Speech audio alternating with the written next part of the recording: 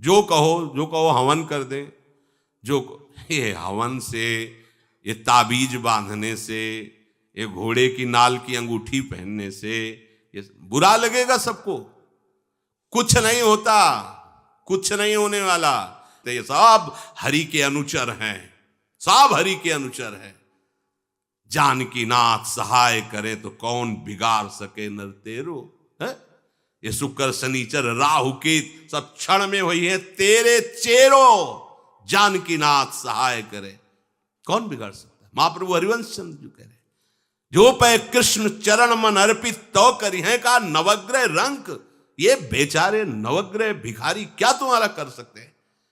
यदि तुम बादशाह श्री कृष्ण के दास हो तो ये चाहे जिस नक्षत्र में बैठे हो तुम्हारे अनुकूल चलेंगे, तुम्हारे अनुकूल चलेंगे। अपने को चढ़ा दो श्री हरि के चरणों में और हरि से विमुख हो तो, लेकिन ये सेवक हरि के हैं और हरि के तुम विमुख हो तो ये प्रसन्न हो ही नहीं सकते, तुम्हारा पतन ही होगा। पर ये संसार समझता नहीं, भगवान नाम से मतलब नहीं, भगवत आराधना से मतलब नहीं। अरे भाई ये लोकपाल हैं, जानते हो भक्त को भी काम क्रोध क्यों सताता है। ताकत नहीं इनकी प्रवेश कर जाए, अहंकार है इसलिए। और भगवान को अहंकार अच्छा नहीं लगता, इसीलिए भगवान के सब दूत हैं चढ़ बैठते हैं, देख तू कितना बड़ा साधक, कितना बड़ा भजनानंदी, दिखा हमें। अब फेल तो मैं भगवान की शरण, तो हो ना भगवान की शरण, और भगवान की शरण में हो जाए तो यही महासुख प्रदान करने लगते हैं। और कोई नहीं, इन्हीं के लड़का बच्चा है। द्वारिकाधीश के पुत्र रूप में कौन प्रकट हो रहा है, भगवान कामदेव।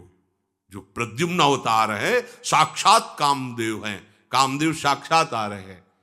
हम प्रभु से विमुख हो, कोई हमारा सहयोग कर सकेगा, कोई नहीं कर सकता। और अगर करने गया तो वो भी उल्टा टंग जाएगा, ये भी बात समझ लो।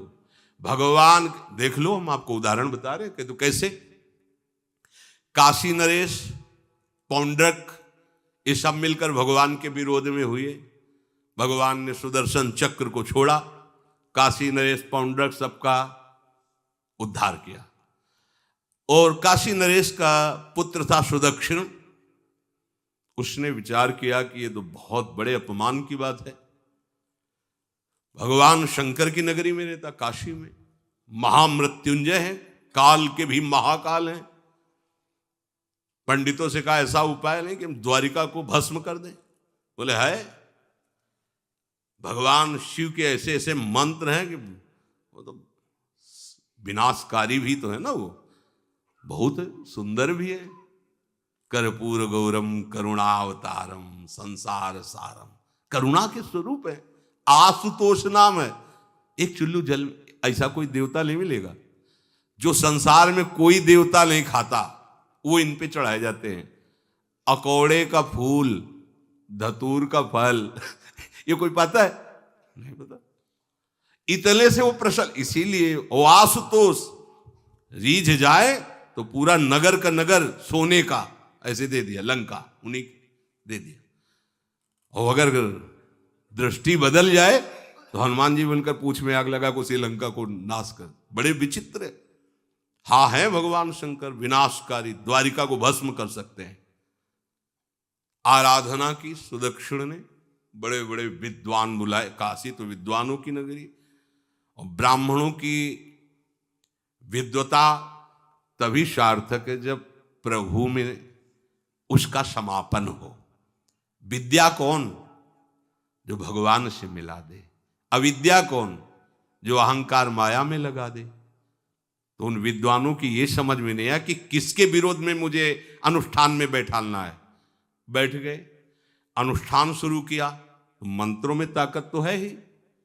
भयंकर कृत्या प्रकट हुई, विश्व का विनाश करने की सामर्थ्य रखने वाली।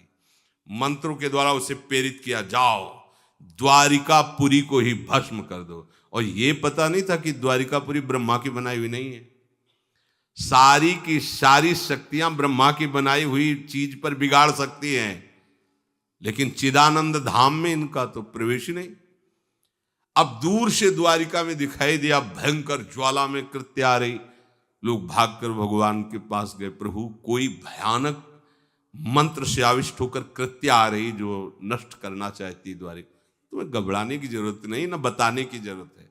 द्वारिका हर समय सुदर्शन से सुरक्षित है, और सुदर्शन कोई जड़ चक्र नहीं है, वो चैतन्य भगवत पार्षद है।